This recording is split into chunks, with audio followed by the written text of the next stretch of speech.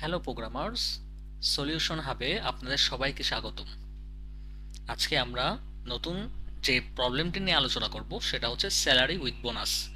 এতদিন আমরা যে প্রবলেমগুলো নিয়ে আলোচনা করেছিলাম সেগুলো ছিল এক্সট্রিমলি বেসিক লেভেলের প্রোগ্রাম। এখন মূলত ডে বাই ডে আমরা আস্তে আস্তে অ্যাডভান্স প্রবলেমের দিকে যাব। অ্যাডভান্স, হ্যাঁ। তাহলে আগে আমরা প্রবলেম স্টেটমেন্টটা বুঝি। তো এখানে বলছে make a program that reads the seller name. দেখেন, এতদিন আমরা নর্মাল একটা যোগ করা, গুণ করা, ভাগ করা এগুলো শিখেছিলাম, কিন্তু আজকে থেকে ডে বাই ডে দিন যত যাবে আমরা রিয়েল লাইফ সিনারিও, রিয়েল লাইফে যে ধরনের প্রবলেম হয় এমন অনেক ধরনের প্রবলেম পাবো। অনেকগুলো মনে হবে যে রিয়েল লাইফে হয়, অনেকগুলো মনে হবে হয় না, কিন্তু আলটিমেটলি এই প্রবলেমগুলো আপনাদেরকে লজিক বিল্ড করতে সাহায্য করবে মারাত্মকভাবে। ঠিক আছে, তাহলে আমরা সামনে আগাই। তাহলে এই প্রবলেম নাম্বার হচ্ছে 1009, আর প্রবলেম নেম হচ্ছে স্যালারি উইথ বোনাস। তো আমরা জানি এমন অনেক ধরনের বিজনেস আছে যেগুলোতে একটা ফিক্সড স্যালারি থাকে। যারা আহ, হচ্ছে ওখানে কর্মী থাকে তাদের একটা ফিক্সড স্যালারি থাকে, পাশাপাশি তার সেলিং এর উপর ডিপেন্ড করে তার কিছু বোনাসও থাকে। ঠিক তেমন একটা প্রবলেম এটা। তাহলে এখানে বলতেছে মেক এ প্রবলেম ও make a program that's reads sellers name. Seller name read করবে। ঠিক আছে, এই যে সেলারের নেম, প্রত্যেকবার আমরা সেলার নেম রিড করতে হবে। And her or his fix salary and the sales total made by himself. তো এটা হচ্ছে স্যালারি। সেকেন্ড সেকেন্ড যে আমরা ইনপুটটা নিচ্ছি এটা হচ্ছে কি স্যালারি। আর থার্ড ওয়ান হচ্ছে তার সেলস, কতটুকু সেল করছে ওই মাস শেষে। তো considering that these sellers receive 15% over all products sold, তাহলে যতটুকু পরিমাণ সেল করবে সেলারটা তার 15% সে রিসিভ করবে। যেমন ধরেন 500, এখানে এই জো আও, ও হচ্ছে 500 সেল করছে। ও সরি, 500 হচ্ছে স্যালারি, আর 1230 সেল করছে। তো 500 স্যালারির সাথে আরো 184.54 হচ্ছে সে এক্সট্রা পেয়েছে। ঠিক আছে, ওকে। এখানে বলতেছে don't forget to print the lines at the end after the result, otherwise you will receive presentation error. Okay, anyway, আমরা যে এররটা খাবো না কখনোই। Don't forget the blank space. এখানে অনেক ধরনের ব্ল্যাঙ্ক স্পেস আছে, দেখেন। টোটাল আছে, টোটালের পর এখানে আমাদের একটা গ্যাপ আছে, গ্যাপের পরে একটা ইকুয়াল সাইন, তারপর আবার গ্যাপ, তারপর হচ্ছে এখানে কমনলি দেখেন আর ডলার লেখা আছে। ঠিক আছে, তার মানে আপনার কাস্টম ভাবে আর ডলার লিখে দিতে হবে, তারপর একটা গ্যাপ, তারপর হচ্ছে আপনার যেই ভ্যালুটা ওইটা দিতে হবে উইথ 2 ডেসিমেল পয়েন্ট। এটা মাথায় রাখতে হবে। ঠিক আছে, ওকে। তাহলে আমরা তিনটা ইনপুট পড়বো, রিড করব আর কি।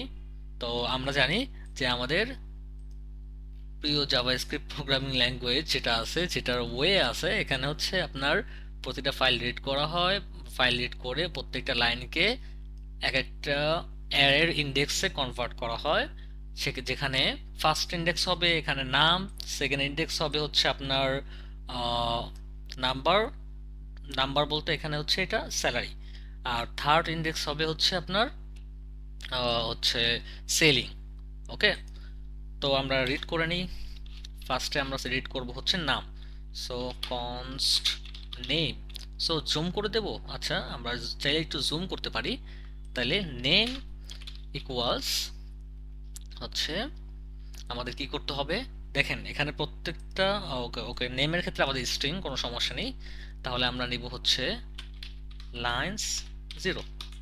নেম তো সবসময় স্ট্রিংই হয়, তো লাইন্স হবে 0। এখন দেখেন বাকিগুলোর ক্ষেত্রে এখানে যে স্যালারি এবং হচ্ছে সেলস, তার এগুলো হচ্ছে ডাবল প্রিসিশন, এগুলো হচ্ছে দেখেন এখানে হচ্ছে ফ্লোটিং নাম্বার এগুলো, তাহলে আমাদের ফ্লোটে কনভার্ট করে নিতে হবে, কারণ আমরা সবসময় জানি লাইন্স থেকে আমরা কি পাই, স্ট্রিং পাই। তো কনস্ট, এটা হচ্ছে স্যালারি ইকুয়ালস, আমরা এখানে বেসিক স্যালারিও লিখতে পারতাম, এটা হচ্ছে স্যালারি আর কি। তাইলে হবে, এটা হবে আগে পার্স ফ্লোট করে নিতে হবে নাকি, তো করে নিই।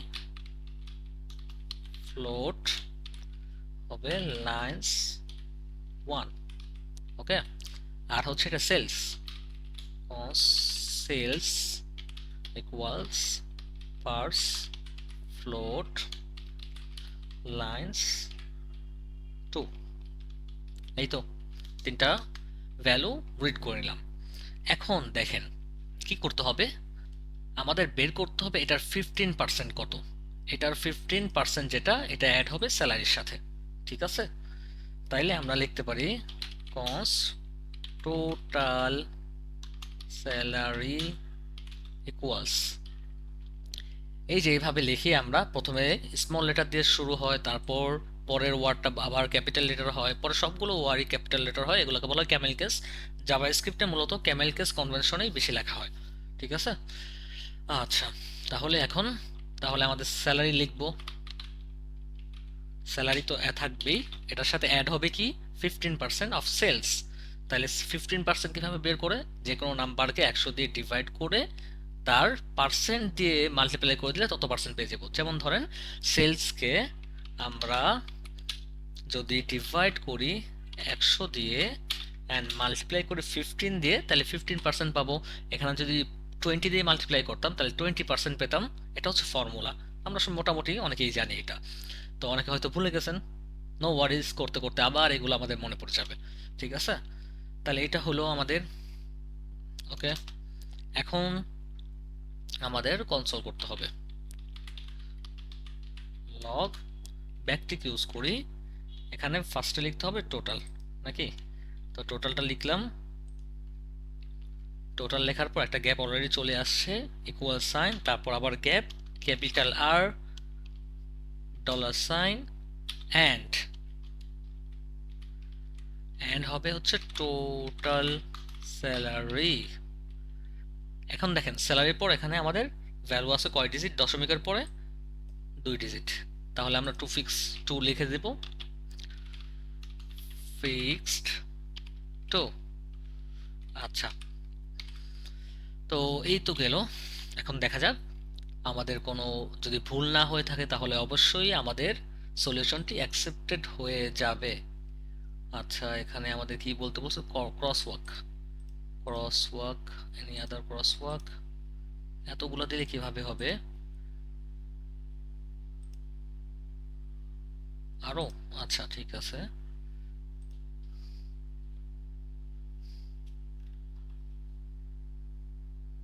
যাক আমাদের সলিউশনটি ভালোভাবে অ্যাকসেপ্টেড হয়ে গেছে।